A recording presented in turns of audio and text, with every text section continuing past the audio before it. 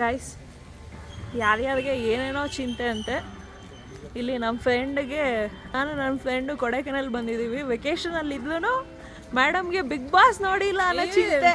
Final ಬರ್ತಾ ಇದೆ. ಅಮ್ಮ ಸೈಡಲ್ಲಿಡಮ್ಮ ಚುಚ್ಪುಟಿಯ.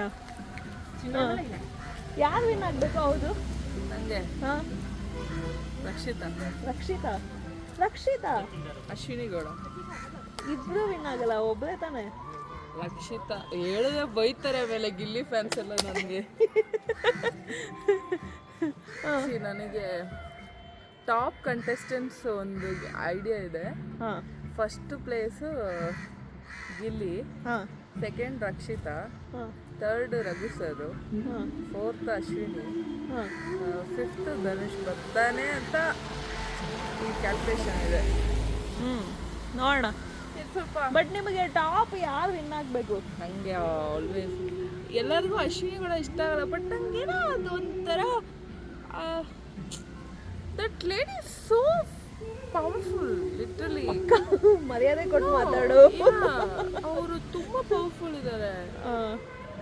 ಲೈಕ್ ಯಂಗ್ಸ್ಟರ್ಸ್ಗೆ ಟಫ್ ಕೊಡ್ತಾ ಇದ್ದಾರೆ ಅವರು. ನಿಜ. I am really very much. ತುಂಬ ನೆಗೆಟಿವ್ ಇದೆ, but I just take positive side from. Okay ನೋಡೋಣ. ಅವರಿಗೆ ಮೇಡಮ್ ಅವರಿಗೆ ಅಶ್ವಿನಿ ಗೌಡ ಅವರು ವಿನ್ ಆಗ್ಬೇಕಂತೆ. ವಿಲ್ ಸಿ ಯಾರು ವಿನ್ ಆಗ್ತಾರೆ. ನನಗೂ ಕ್ಯೂರಿಯಾಸಿಟಿ ಇದೆ. ಎಲ್ಲ ಗಿಲ್ಲಿ ಗಿಲ್ಲಿ ಅಂತವ್ರೆ. ಗಿಲ್ಲಿನೇ ಮ್ಯಾಕ್ಸಿಮಮ್ ಎಲ್ಲರೂ ಓಟ್ ಆಗ್ತಾ ಇರೋದು. Because everybody loves entertainment, it's good. But ನಮಗೆ ಫ್ರೆಂಡ್ಶಿಪ್ ಥರ ನೋಡಿದ್ರೆ ಆಬ್ವಿಯಸ್ಲಿ ರಘು ಫಸ್ಟ್ ಬರಬೇಕು.